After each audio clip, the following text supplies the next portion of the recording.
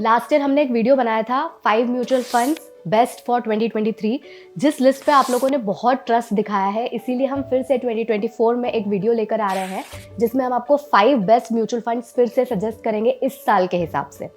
Hi, I am Priyanshi सिक्ची। इस video में हम बात करेंगे कि वो कौन से फंड्स हैं, कौन सी कैटेगरी में है, वो कैटेगरी क्या है और तो और हमारा स्क्रीनिंग प्रोसेस क्या है। तो सबसे पहले हम यही डिस्कस कर लेते हैं कि हमने उन्हें स्क्रीन करने के लिए क्या फिल्टर्स लगाए हैं। सबसे फर्स्ट फिल्टर तो ये है कि उसका एक्सपेंस रेशो कम होना चाहिए, 1% के अंडर होना चाहिए। मैंने पहले भी वीडियोस में बताया है कि एक्सपेंस रेशो से बहुत फर्क पड़ता है लॉन्ग टर्म में।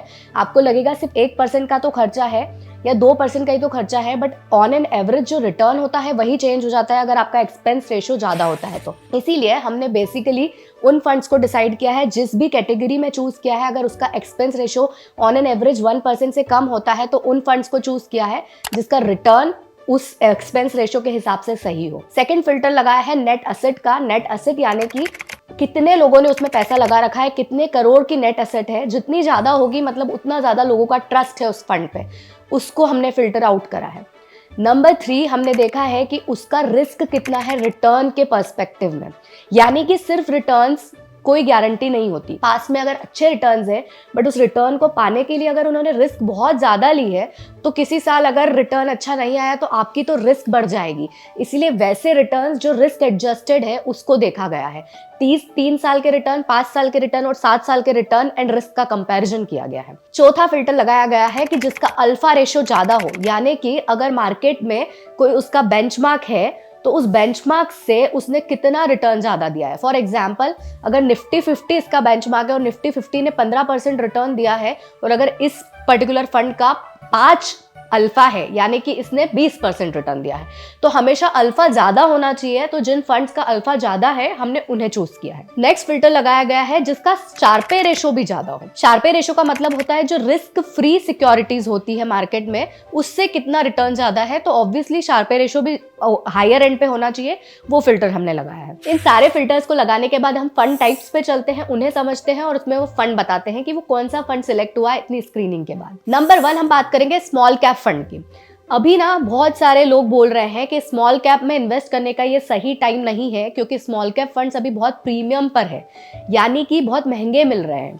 पर इस कैटेगरी को मैं स्किप नहीं करूंगी क्योंकि बहुत सारे लोग हैं जिनका रिस्क एपेटाइट अच्छा है जो अभी भी चाहते हैं कि हम स्मॉल कैप में इन्वेस्ट करें क्योंकि हम रिस्क ले सकते हैं। ऑल्सो क्योंकि इकोनॉमी अगर ग्रो करेगी तो स्मॉल कैप फंड्स की मिड कैप बनने की या लार्ज कैप बनने की ज़्यादा पॉसिबिलिटी होती है। जिन लोगों को स्मॉल कैप, लार्ज कैप और मिड कैप में डिफरेंस नहीं पता है, लार्ज कैप वो ब्लू चिप कंपनीज है जो ऑलरेडी जिनका मार्केट कैपिटलाइजेशन अच्छा है और इसमें अगर आप इन्वेस्ट करेंगे तो आपका रिस्क बहुत कम है क्योंकि ये अच्छी क्रीम कंपनीज है।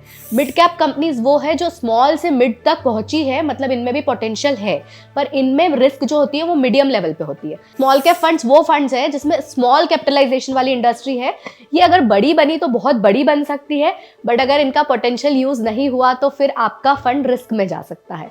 बट फिर भी स्मॉल कैप में पोटेंशियल होता है मिड कैप बनने का या लार्ज कैप बनने का, इसीलिए इस फंड को हम मिस नहीं करेंगे। अब देखते हैं स्मॉल कैप में कौन सा फंड हम ले सकते हैं। तो हमारी सारी स्क्रीनिंग के बाद 3 फंड सामने आए, निपॉन इंडिया, एक्सिस का स्मॉल कैप और कोटक स्मॉल कैप। बट हमने जब कंपेयर करा, निपॉन इंडिया का रिस्क और एक्सपेंस रेशो दोनों ही ज्यादा था उतने ही रिटर्न के लिए जितना एक्सिस स्मॉल कैप कम रिस्क और कम एक्सपेंस रेशो के साथ प्रोवाइड कर रही है। वही कोटक स्मॉल तो अपने आप ही रिजेक्ट हो गया seeing the returns, risk and expense ratio.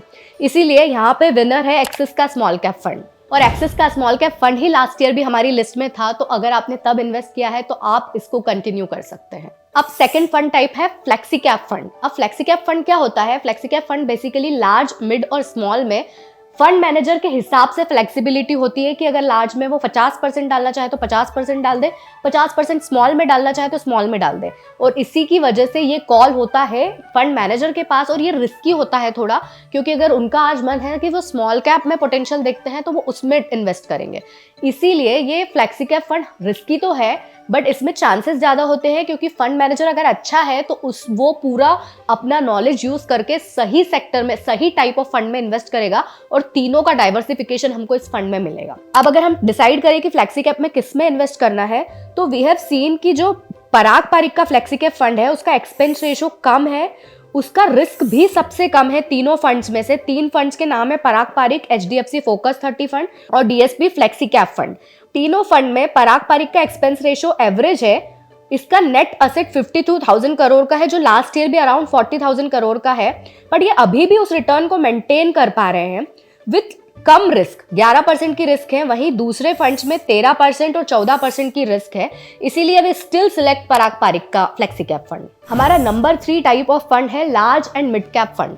इस फंड में क्या होता है, बेसिकली ये फंड में ना फिक्स प्रपोर्शन होता है लार्ज और मिड का, यानी कि फंड मैनेजर के पास बहुत ज्यादा फ्लेक्सिबिलिटी नहीं है। उसको 35% लार्ज में डालना है, 35% मिड में डालना है। बचा हुआ 30% अब वो डिसाइड कर सकता है कि उसको लार्ज में डालना है, मिड में डालना है, स्मॉल में डालना है। यानी कि इसमें रिस्क कहीं हद तक मिटिगेट हो चुकी है, क्योंकि लार्ज और मिड थोड़े सेफर ऑप्शंस होते हैं जिसमें 35% डला हुआ है। सो इस वजह से हम फ्लेक्सी कैप है एक फंड जो थोड़ा रिस्की है, वहीं एक लार्ज एंड मिड कैप में इन्वेस्ट करेंगे सो दैट हमारी रिस्क थोड़ी सी मिटिगेट हो जाए। लार्ज एंड मिड कैप में भी 3 ऑप्शन है, मिराई का asset, Kotak equity opportunity, axis का ग्रोथ अपॉर्चुनिटी फंड।